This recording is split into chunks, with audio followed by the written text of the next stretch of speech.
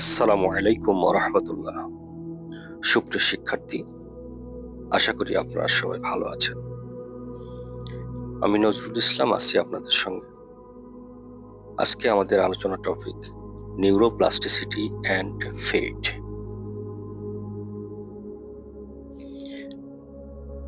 তো আমরা আজকে আলোচনা করব নিউরোপ্লাস্টিসিটি অ্যান্ড ফেট, অর্থাৎ নিউরোপ্লাস্টিসিটির সাথে আমাদের ভাগ্যের কি সম্পর্ক, সেটা নিয়ে আজকে আমাদের আলোচনা। তো সুপ্রিয় দর্শক এবং শ্রোতা মণ্ডলী সবাইকে আমার আন্তরিক শুভেচ্ছা ও সালাম। তো চলুন আমরা আমাদের আলোচনার ভিতরে প্রবেশ করি। তো তার আগে আমরা কিছু ছবি দেখে নেব। চলুন কিছু ছবি দেখে নিই।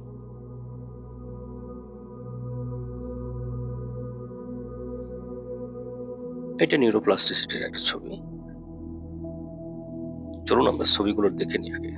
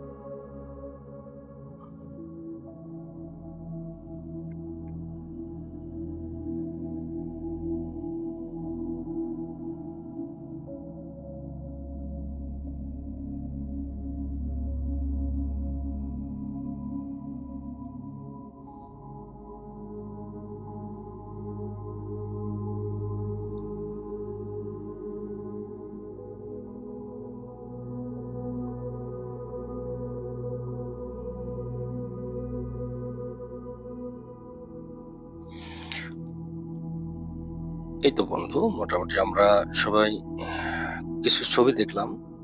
এবার আমরা কিছু লেখা পড়বো এবং সেই লেখাগুলো আমরা বিস্তারিত ব্যাখ্যা করার চেষ্টা করব। দেখেন, প্রথমে যে প্যারাটা আছে সেখানে লেখা আছে many neurons form many synapses. Many synapses form a definite neural network. A neural network is liable to a definite action, that means reality. This is completely based on us. এটার অর্থ মেনি নিউরনস ফর্ম মেনি সিনাপসেস, অর্থাৎ চলো আমরা ছবিতে দেখি বিষয়টা কেমন।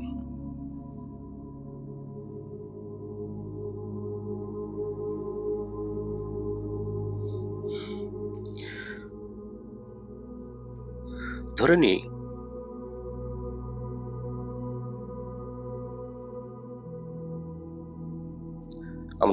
এটা একটা মানুষের ব্রেন।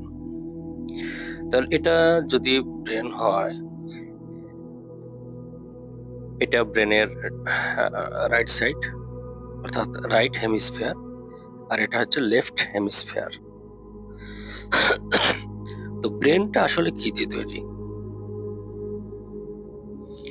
ব্রেন আসলে অসংখ্য নিউরন দিয়ে তৈরি।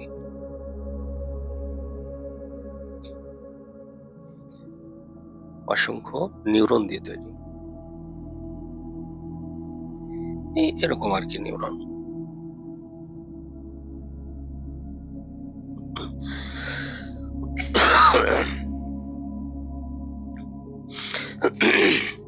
এটা একটা নিউরন সেল, একটা নিউরন কোষ। এরকম অসংখ্য অসংখ্য মোটামুটি ৮৬ বিলিয়ন,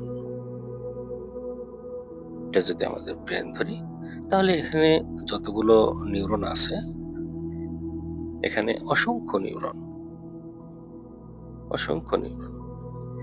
এই নিউরনের সংখ্যা হচ্ছে ৮৬ বিলিয়ন।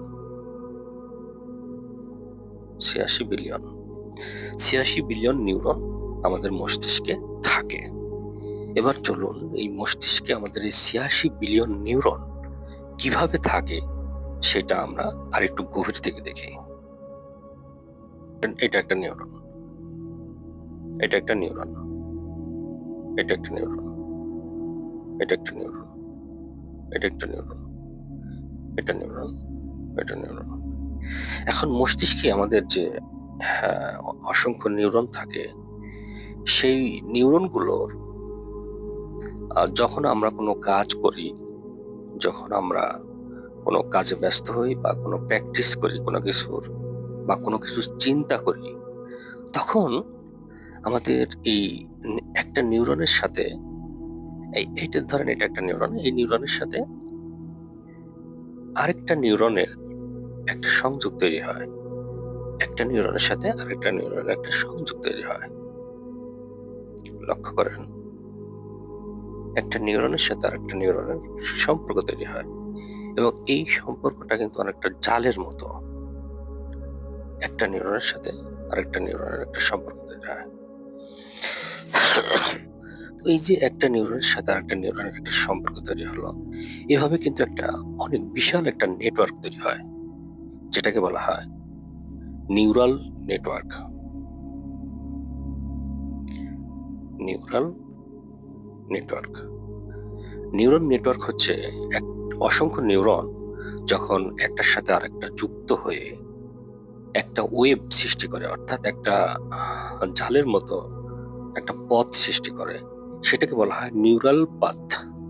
নিউরাল পাথ বা নিউরাল নেটওয়ার্ক। এখন প্রশ্ন হচ্ছে যে এই নিউরাল নেটওয়ার্কের কাজটা কি? নিউরাল নেটওয়ার্কের কাজ হচ্ছে,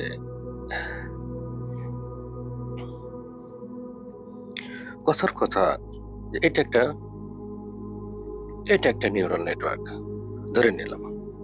এখানে অসংখ্য নিউরন মিলে একটা নেটওয়ার্ক তৈরি হয়েছে। এটা আবার একটা নিউরাল নেটওয়ার্ক, এটা আবার একটা নিউরাল নেটওয়ার্ক। এখন আপনি যখন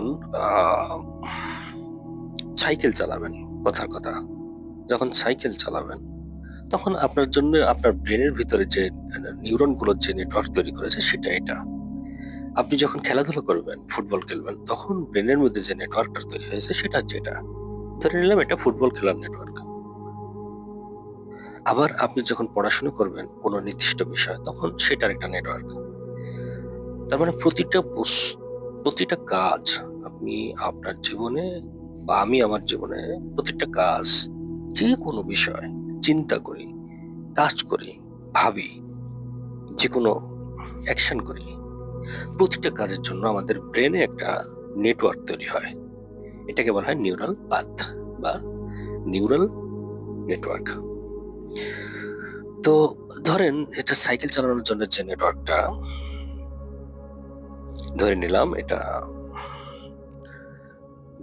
এটা সাইকেল চালানোর জন্য আমাদের নিউরালের একটা নেটওয়ার্ক। সাইকেলের জন্য আপনি এটাতে সাইকেল চালাবেন, কথার কথা এটা একটা সাইকেল। আপনি এই সাইকেল চালাবেন আর আপনার ব্রেনের ভিতরে এরকম একটা নেটওয়ার্ক সৃষ্টি হয়েছে। এখন এই আপনি সাইকেল যত বেশি চালাবেন, আপনার ব্রেনের ভিতরে এই নেটওয়ার্কটা ঠিক তত শক্তিশালী হবে। যত সাইকেল চালাবেন আপনার ব্রেনের এই নেটওয়ার্কটা তত শক্তিশালী হবে, নিউরাল এই পাথটা তত বেশি শক্তিশালী হবে। যত বেশি আপনি সাইকেল চালানোর প্র্যাকটিস করবেন, আপনার এই নিউরাল পাথটা তত বেশি শক্তিশালী হবে। এখন প্রশ্ন হচ্ছে যে এই যে নিউরাল পাথটা তৈরি হলো, এটা কি আজীবন স্থায়ী থাকবে কিনা? এই প্রশ্নের উত্তর কিছুক্ষণ পরে আমরা দেব। তাহলে আমরা যেটা বুঝলাম যে আমরা যখন নির্দিষ্ট কোনো কাজ করি, কথার কথা, আমরা যখন ধরেন পুকুরে মাছ ধরতে গেলাম,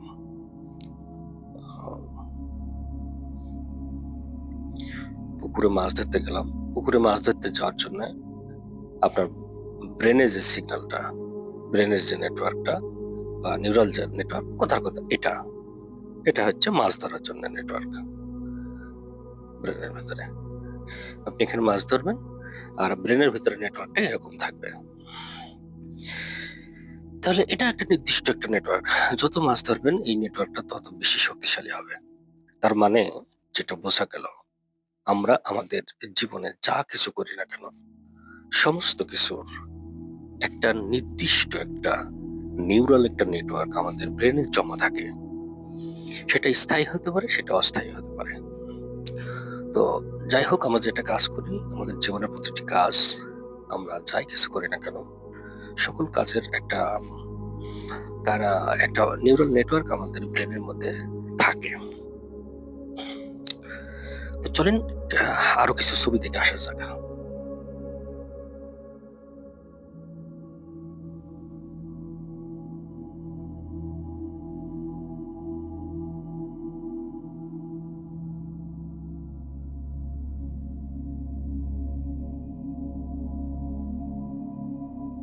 আমরা একটা নিউরনের ছবি দেখি।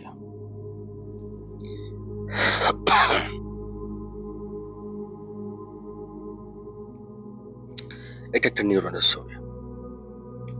এটা একটা নিউরন, দেখেন। এখান থেকে এটা একটা নিউরন। এখান থেকে পুরাটাই, এই যে এখান থেকে, এই যে এগুলো দেখতে পাচ্ছেন, এটা থেকে এখান থেকে এটা একটা নিউরন। এই নিউরনকে আমি একটু পরিচয় করে দিই, নিউরনের কি কি থাকে।